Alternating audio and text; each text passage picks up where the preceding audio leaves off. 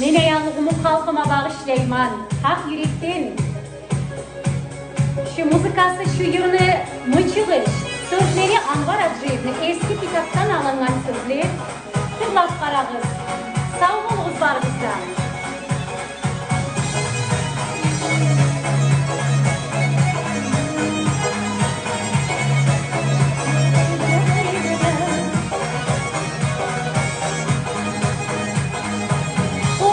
Bir oğlu tepsi, avur altını kulaklı, avur altını kulaklı, üstüne epne kayıran aylanası konaklı, aylanası konaklı. Komuk düz ağaç komuzu, kılları koçu yünden, her kumunu sozu betkeni, yürekte getüyünden, yürekte getüyünden.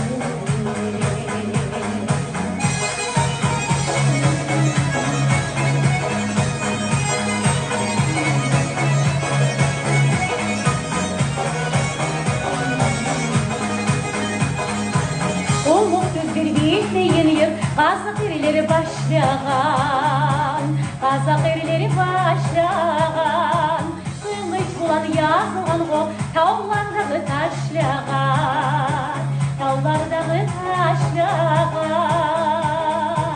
Komuk düz ağaç komuzu, onları koçu yünden, harfının sozu betkeni, yürekte getüyünden, yürekte getüyünden.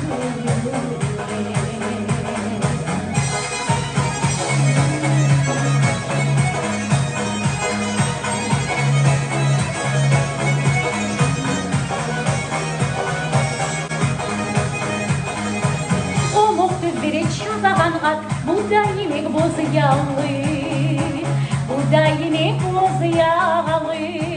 Bu yağından çıkan otlar kızarsa yaşlı kalını, kızarsa yaşlı kalını.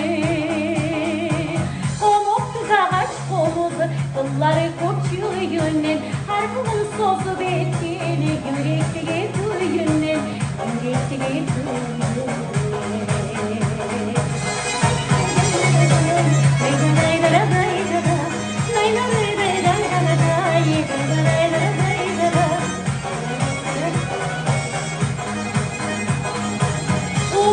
Günlü beşiğe kırtavuklu talalar, kırtavuklu talalar.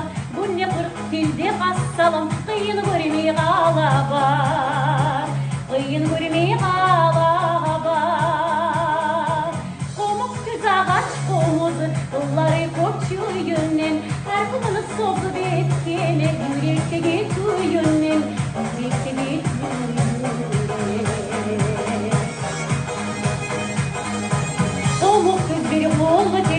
Avur altını kulaklı, avur altını kulaklı, üstüne ekmek ayıran aylanası konaklı, aylanası konaklı. Komuk düz ağaç komuzu, kılları koçu yünden, harfının sozu betkeni, yürekte getüyünden, yürekte getüyünden.